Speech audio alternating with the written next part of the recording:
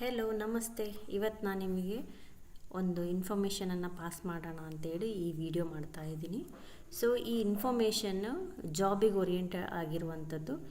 ಇದು already 4 months back ಅಂದರೆ ಏಪ್ರಿಲಲ್ಲಿ ಈ ಅಪ್ಲಿಕೇಶನನ್ನು ಕರೆದಿದ್ರು. ಬಟ್ ಯಾರೆಲ್ಲ ಇನ್ನೂ ಅಪ್ಲೈ ಮಾಡಿಲ್ಲ ಇನ್ನೊಂದು ಚಾನ್ಸ್ ಕೊಟ್ಟಿದ್ದಾರೆ. ಸೊ ಕರ್ನಾಟಕ ಪಬ್ಲಿಕ್ ಸರ್ವಿಸ್ ಕಮಿಷನಿಂದ.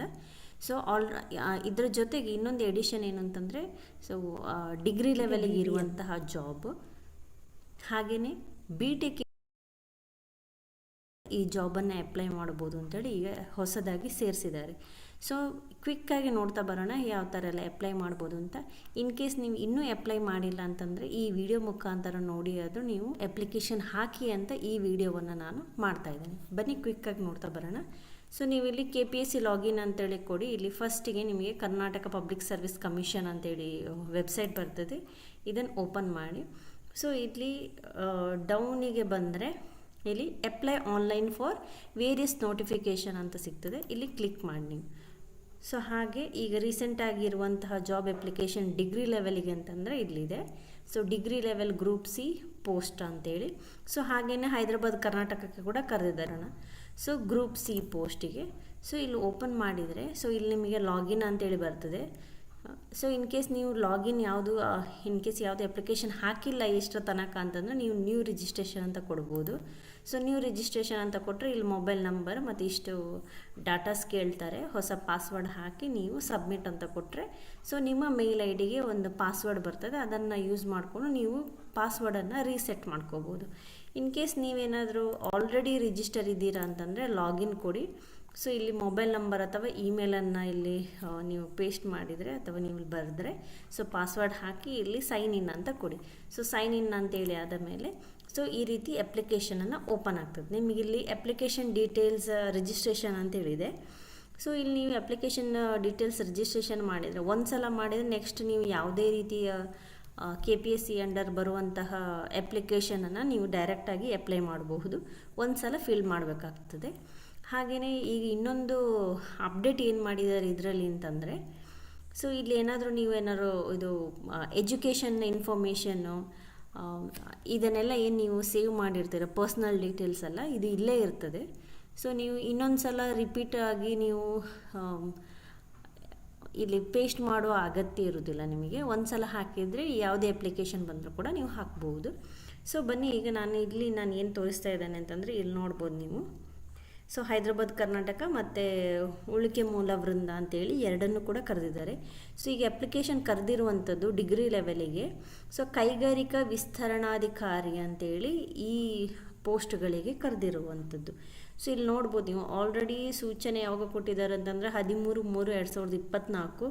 ಸೊ ಲಾಸ್ಟ್ ಡೇಟ್ ಕೊಟ್ಟಿರುವಂಥದ್ದು 29/4/2024 1 ಮಂತ್ ಟೈಮ್ ಕೊಟ್ಟಿದ್ದರು. 1/8/2024 ಕೊಟ್ಟಿದ್ದಾರೆ. ಸೊ ನೀವು ಇನ್ನೂ ಟೈಮ್ ಇದೆ, ನೀವು ಅಪ್ಲೈ ಮಾಡಿ. ಸೊ ಇನ್ನೂ ಟೈಮ್ ಇರುವ ಕಾರಣ ಯಾರು ಹಾಕಿಲ್ಲ ಅವರು ಈ ಇನ್ಫಾರ್ಮೇಷನನ್ನು ನೋಡಿದ ನಂತರ ಆದರೂ ಅಪ್ಲೈ ಮಾಡೋದಕ್ಕೆ ಟ್ರೈ ಮಾಡಿ ಅಂತ ನೋಟಿಫಿಕೇಷನ್ ಕೊಟ್ಟಿದ್ದಾರೆ ಅಂತೇಳಿ ನೋಡೋಣ. ಸೊ ಇಲ್ಲಿ ನೋಟಿಫಿಕೇಷನ್ ನೋಡಿದರೆ ಇಲ್ಲಿ ಇದು ಹಳೆ ನೋಟಿಫಿಕೇಷನ್ ಕೊಟ್ಟಿದ್ದರು. ಸೊ ಪೋಸ್ಟ್ 50 ಇದೆ. ಸೊ ಸಾರ್ವಜನಿಕ ಗ್ರಂಥಾಲಯ ಇಲಾಖೆಯಲ್ಲಿ 10 ಪೋಸ್ಟ್ ಇತ್ತು. ಸೊ ಲಾಸ್ಟ್ ಡೇಟ್ ಆವಾಗ ಶುಲ್ಕ ಪಾವತಿಗೆ 28/5/2024 ಕೊಟ್ಟಿದ್ರು. ಹಾಗೆ ಅಪ್ಲಿಕೇಶನ್ ಹಾಕೋದಕ್ಕೆ 28/5/2024 ಕೊಟ್ಟಿದ್ದರು. ಸೊ ಇಲ್ಲಿ ಸೂಚನೆಯನ್ನೆಲ್ಲ ಕೊಟ್ಟಿದ್ದಾರೆ, ಅದನ್ನೆಲ್ಲ ಒಂದು ಸ್ವಲ್ಪ ಓದ್ಕೊಳ್ಳಿ. ಆನ್ಲೈನ್ ಅಪ್ಲಿಕೇಶನ್ ಹಾಕುವ ಕಾರಣ ಜನರಲ್ ಕ್ಯಾಟಗರಿ ಅವರಿಗೆ 600 ಫೀಸ್ ಇಟ್ಟಿದ್ದರು. ಸೊ ಪ್ರವರ್ಗ ಅಂದರೆ 2A 2B 3A 3B ಅವರಿಗೆ 300 ಇಟ್ಟಿದ್ದರು. ಹಾಗೆ ಮಾಜಿ ಸೈನಿಕ ಅಭ್ಯರ್ಥಿಗೆ 50 ರೂಪೀಸ್. ಹಾಗೆ ಸೊ SC ST ಕ್ಯಾಟಗರೀಸಿಗೆ ಮತ್ತು ಅಂಗವಿಕಲ ಅಭ್ಯರ್ಥಿಗಳಿಗೆ ಶುಲ್ಕವನ್ನು ವಿನಾಯಿತಿ ಮಾಡಿದರು. ಸೊ ನೋಡ್ಬೋದು ನೀವು ಫಸ್ಟ್ ಇದಕ್ಕೆ ಕೈಗಾರಿಕೆ ಮತ್ತು ವಾಣಿಜ್ಯ ಇಲಾಖೆಯಲ್ಲಿ ಕೈಗಾರಿಕಾ ವಿಸ್ತರಣಾಧಿಕಾರಿ 50 ಪೋಸ್ಟ್ಗಳಿದ್ದಾವೆ. ಸೊ ಇದರಲ್ಲಿ must be holder of degree in science or commerce or business administrate or branch of bachelor of engineering. So ಇಲ್ಲಿ ಯಾವುದನ್ನು ಕೂಡ ಸ್ಪೆಸಿಫೈ ಮಾಡಿಲ್ಲ ಯಾವುದು ಇಂಜಿನಿಯರಿಂಗ್ ಏನು ಅಂತೇಳಿ. ಸೊ ಎಲ್ಲ ಡಿಗ್ರಿ ಹೋಲ್ಡರ್ಸ್ಗಳಿಗೆ ಸೊ ನಾವಿಲ್ಲಿ ಅಪ್ಲೈ ಮಾಡ್ಬೋದು. ಸೊ ಇನ್ನು ಎಕ್ಸಾಮ್ ವಿಷಯವಾಗಿ ಪಾರ್ಟ್ ಕೊಟ್ಟಿದ್ದಾರೆ. ಇದರಲ್ಲಿ ಒಂದು ಸಾಮಾನ್ಯ ಜ್ಞಾನ ಇಲ್ಲಿ ಕೊಟ್ಟಿದ್ದಾರೆ, ಏನೆಲ್ಲ ಓದ್ಕೋಬೇಕು ಅನ್ನೋದನ್ನು. ಸ್ವಲ್ಪ ನೋಡ್ಕೊಳ್ಳಿ. ಹಾಗೆ ಪಾರ್ಟ್ ಬಿ ಅಂದರೆ ಪತ್ರಿಕೆ 2 ಅಲ್ಲಿ ಸೊ ಇದು 100 ಮಾರ್ಕ್ಸ್. ಇದರಲ್ಲಿ ಸಾಮಾನ್ಯ ಕನ್ನಡ, ಸಾಮಾನ್ಯ ಕಂಪ್ಯೂಟರ್ ಜ್ಞಾನ ಇದಿಷ್ಟನ್ನು ಡಿಫ್ರೆನ್ಷಿಯೇಟ್ ಮಾಡಿ 30 ಮಾರ್ಕ್ಸಿಗೆ ಈ ಥರ ಡಿಸ್ಟ್ರಿಬ್ಯೂಟ್ ಮಾಡಿ ಕೊಟ್ಟಿದ್ದಾರೆ. ಸಿಲೆಬಸ್ ಏನೆಲ್ಲ ಅನ್ನೋದನ್ನು ನೀವು ಇಲ್ಲಿ ನೋಡ್ಕೋಬೋದು.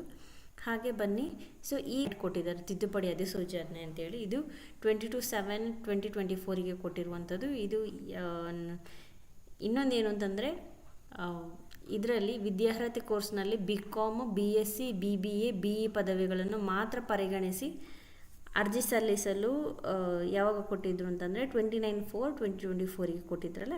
ಸೊ ಪ್ರಸ್ತುತ ಸರ್ಕಾರದ ಪ್ರತಿ ದಿನಾಂಕ 20/6/2024ರಲ್ಲಿ ಸದರಿ ಹುದ್ದೆಗಳಿಗೆ BBA ಮತ್ತು BTech ಪದವಿಗಳನ್ನು ಸಹ ಪರಿಗಣಿಸಿ ಅರ್ಜಿ ಸಲ್ಲಿಸಲು ಅವಕಾಶ ಕಲ್ಪಿಸುವಂತೆ ಕೋರಲಾಗಿತ್ತು.